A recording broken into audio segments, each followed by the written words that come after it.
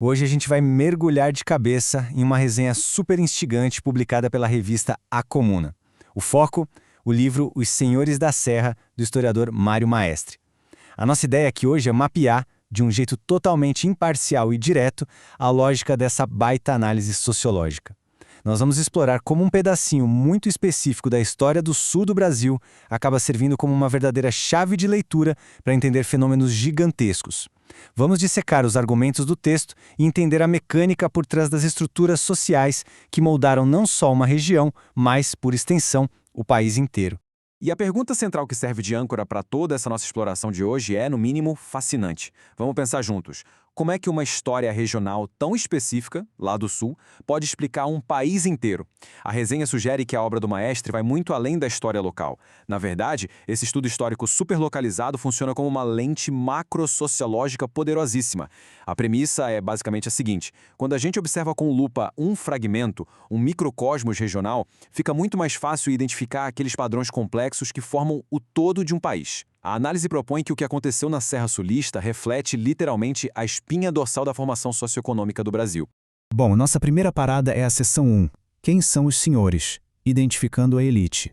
Para entender essa tese, a gente precisa primeiro definir quem são os personagens principais dessa história, certo? Os senhores da Serra representam aquelas elites regionais que se formaram durante a complexa colonização do sul do Brasil. E um detalhe crucial que a resenha destaca: o livro analisa essas figuras sob uma ótica histórica supercrítica, usando uma base marxista de luta de classes. Ou seja, segundo o texto, a ascensão meteórica dessa elite não foi um golpe de sorte, um mero acidente geográfico ou fruto do destino. Nada disso. Foi o resultado direto de dominar grandes extensões de terra e controlar os recursos.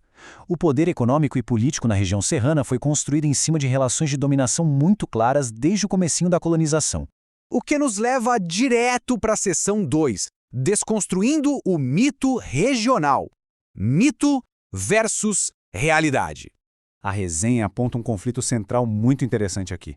De um lado, a gente tem o que eles chamam de mito tradicional. Sabe aquela visão romantizada, quase um conto de fadas folclórico de uma colonização sulista super pacífica e harmoniosa? Aquela história repetida de pioneiros desbravando a terra virgem só com o suor do próprio rosto, sem conflito social ou desigualdade? Pois é. Do outro lado, batendo de frente com isso, vem a realidade crítica. A pesquisa do Maestre, segundo a fonte, desconstrói totalmente esse mito, revelando uma história moldada pela divisão de classes. Nessa visão, a colonização teve como base a exploração pesada e sistemática do trabalho imigrante e camponês. E foi justamente isso que garantiu a dominação absoluta de uma elite privilegiada sobre a grande maioria trabalhadora. Seguindo em frente, temos a seção 3, do regional ao nacional, o microcosmo brasileiro. É exatamente aqui que a coisa toda ganha uma proporção imensa e sai daquele isolamento geográfico lá do sul. A revista resume o livro com uma frase que bate no peito: uma ferramenta para pensar o Brasil. Ao invés de ser só um registro do passado sobre um grupo nas Montanhas Frias, a história da Serra vira um espelho perfeito da nação. Pensa bem, as dinâmicas de poder implacáveis, a concentração de terras, as assimetrias violentas que rolaram lá, numa escala menor, refletem de um jeito assustadoramente nítido as grandes forças sociais e políticas que construíram o Brasil de norte a sul. Mas como exatamente esse pulo do regional para o nacional acontece? A resenha mostra que isso se dá por meio de 3 engrenagens principais. Primeiro, o livro rastreia a concentração histórica de terras. Aquele modelo imposto na Serra não foi um desvio de percurso. Ele é o espelho do projeto de latifúndio que historicamente sufoca o Brasil inteiro. Em segundo lugar, a obra detalha exploração sistêmica. O tal do milagre do desenvolvimento sulista, segundo a análise, só existiu porque sugou muito o valor de uma classe trabalhadora empobrecida. E por fim, tudo isso culmina no mapeamento de como se formaram as elites modernas. Aqueles mesmos grupos que monopolizaram a terra e o suor alheio no passado simplesmente foram se transformando geração após geração nos donos do poder político e econômico que a gente vê até hoje. E chegamos à nossa última parte, a seção 4, ferramenta para o presente. O passado no presente. O grande ponto aqui é que entender como essas elites regionais se formaram não é só abrir um livro de história e fechar.